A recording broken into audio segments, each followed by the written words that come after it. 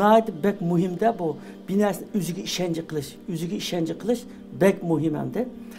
Endi şu irodaga to'sqinlik qildigan bundaq salbiy qanoatlikda men qilolmayman-ku, men undaq iqtidorli emas yoki men uni qilolmayman, kuchim yetmaydi deb, hatto atrofidagilar sen qilolmaysan deganga o'xshash. Shunga mushunday ishlarni yiroq turib, hamma odam o'ziga ishonish va irodani, ya'ni biri insonning eng yaqin insonni bilinmaydigan iroda degan. Irodani hamma odam o'zidan chiqirdi, o'zi birdi. Boshqalar buni tavsiya qila oladi, yo'l boshlay oladi.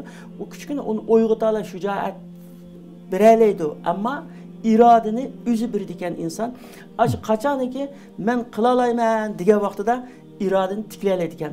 Mavaliqa Amerikaning Ford mashinasi bor, shu mashinaningki motorini ishlagan Henry Fordning mashhur bir so'zi bor.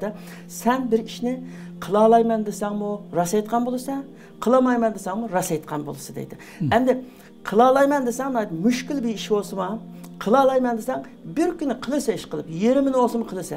Ammo qilolmayman deb o'zingga qanoat bog'lab olgandan keyin sana sharoit shunda hozir bo'lgan bo'lsa-mu, burungi qiyinchilik ishlar o'ngaylashgan bo'lsa-mu, qilolmayman degan kallangda bo'lgandan keyin qilolmaysan buni. Shunga shu qila olaman degandan boshlandi, iroda o'zimizdan boshlandi.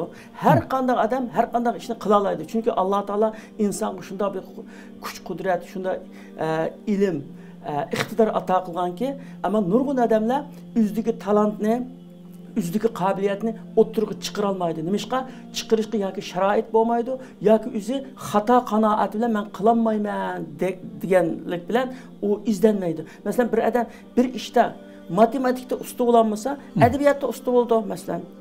Dinda o'qib olim bo'lmasa, fanda bir narsa o'qiy oladi. Masalan, demak, bunu qilolmasa buni qila oladi, buni qilolmasa buni qila oladi. Inson ishqib nurg'un ishni qila oladi. Ishqib o'zining qila oladigan, o'ziningki shu tabiatiga mos keladigan, o'zining kuchi yetadigan ishni tepib, shunday qilaman desa, cho'qim qila oladi ekan. Ya'ni men qila olaman degandan boshlandi ekan iroda tiklash ishi.